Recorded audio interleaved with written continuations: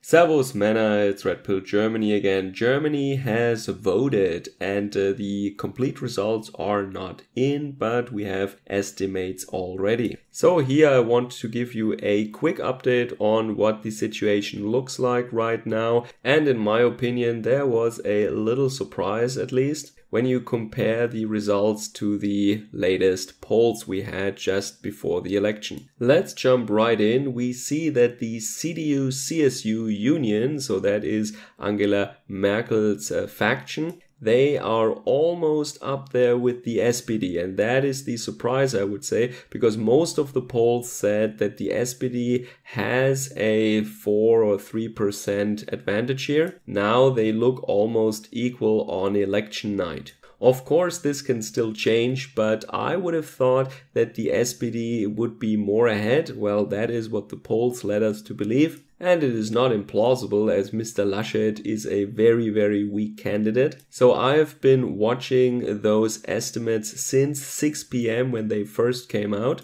And I have to say that the SPD is really racing ahead since 6 p.m. I was waiting with this video for a couple of hours until 9:30 p.m. But it looks like that the lead of the SPD is only increasing with time. And then you have the Green Party at around 15%, which was to be expected by the latest polls. The FDP and the AfD are around 11%. And this is a small surprise, I would say. The Commie Party, Die Linke, is really at 5%. And I've been watching that. All the other parties, they were scattering a little bit up, a little bit down, or scattering around a certain drift trend. However, the Commie Party is staying put at exactly 5.0% in all the updates that we have seen since 6 p.m. Whereas all the other parties show some little bit of noise and scatter and up and down motion with each consecutive update that we get. And as you know, and as I explained many times, in the German federal parliament, there is a 5% threshold that you have to overcome in order to make it into parliament. Now, this party has, especially in Eastern Germany, a lot of direct mandates. That means that this party will win or won a lot of districts, and that means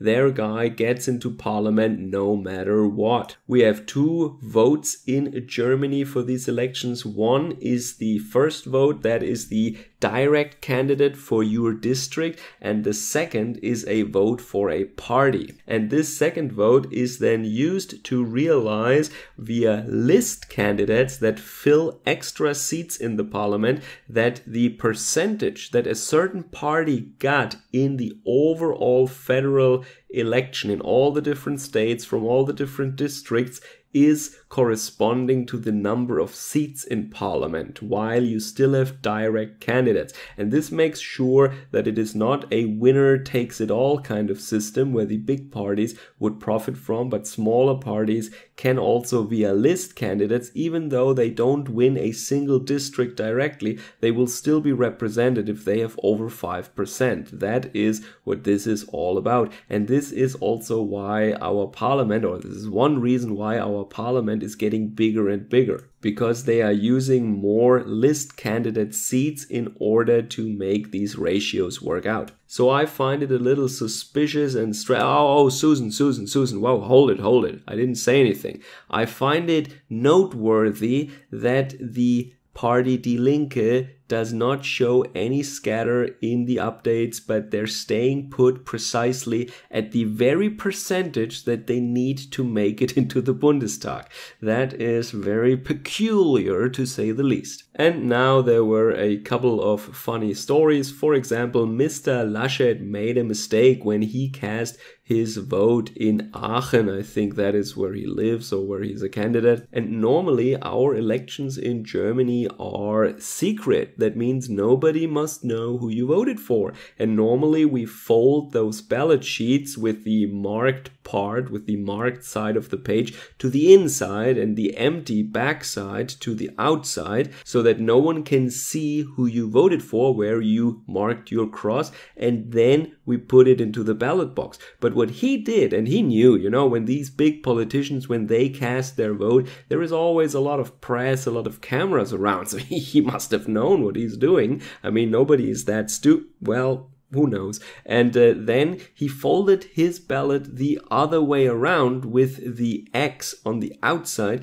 and he was throwing his ballot into the ballot box so that the camera saw who he voted for. And of course, I mean, it's pixelated in the news, but we all know who he voted for, of course. And that is against the rules. And the people who are supervisors in that election room, they should have done something or whatever. But maybe when that is the candidate of the CDU, they didn't feel inclined to kick him out or something, or to tell him, hey, cut the crap. Anyway, so that was a funny little incident. And then it is very interesting. I don't know if they still say that, but in the beginning, a couple of hours ago at least, both candidates of the two major parties, Olaf Scholz from the SPD and Mr. Armin Laschet from the CDU, they both proclaimed the victory for them and their party. Mr. Scholz said that the people have spoken, the chancellor must be from the SPD. And also Mr. Laschet said that his party, the CDU, has the mission now to form a coalition, to form a government, and that the chancellor must be from the CDU. So as you know, I am of the conviction that all these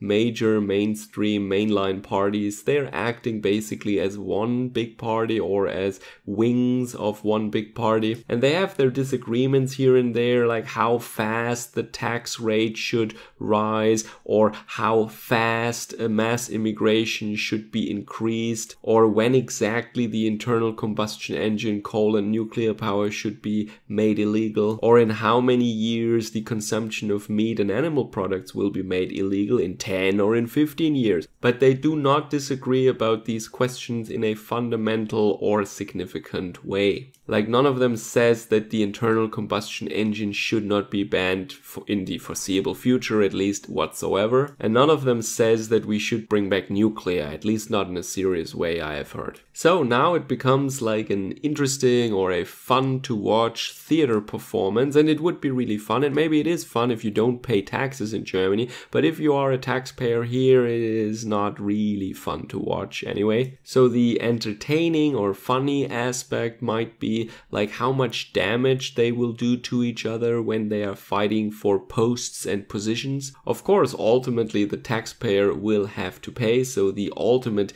damage is to the German people, obviously, make no mistake about that, but these performance artists will attack each other and they will drag each other down in the mud while they are fighting about who might be the next satrap of Germany. So what options do we have now? So red, green, according to what I see right now at least, does not have a majority. It is very, very tight, but they don't have a majority. The current coalition, that is red and black, so the SPD and the CDU-CSU, they could continue to rule. However, as it stands now, the chancellor would then be from the SPD, as they are the bigger party and have more seats, according to what we see at the screen right now in parliament. And if that would work, it almost doesn't make sense to take the FDP into the team for a so-called Germany coalition that is red, black and yellow,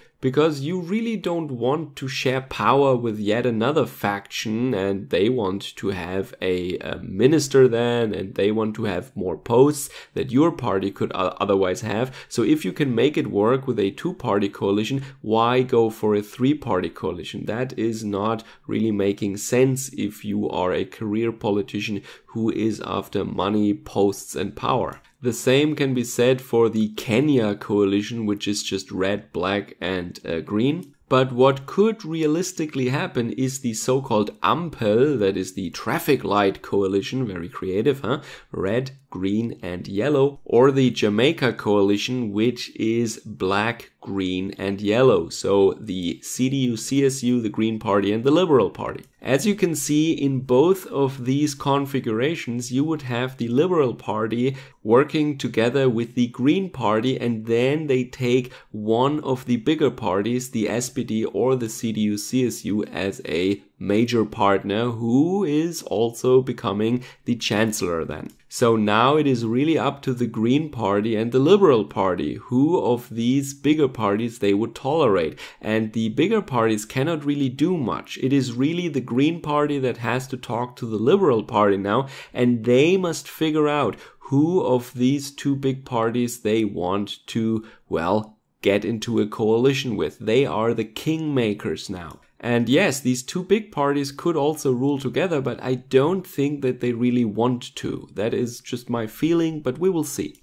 Anyway, so as it looks right now, either the current coalition continues, but with an SPD chancellor, or we will, for the first time, I believe, in Germany, have a real three-party coalition. Almost like Italy here, huh? Because, of course, the CDU, CSU, yes, technically they are different parties or sister parties, but they are a common faction in the Bundestag, and this black bloc that you see here is basically considered as one party. So that's not really a three-party coalition, even though technically our big coalition, our grand coalition that we already have right now, technically it is a three-party coalition, CDU, CSU and SPD, but it's not considered an actual real three-party coalition like this Ampel traffic light thing or the Jamaica coalition would be. So I don't want to drag this out too long. That is my update from today. Let me know in the comments down below what you think about this. A big thank you, like every time, to my supporters and my Patreons. Check me out on other platforms, especially on smaller alt-tech platforms, and you can support me via Patreon or Subscribestar. I will give an update soon, I hope,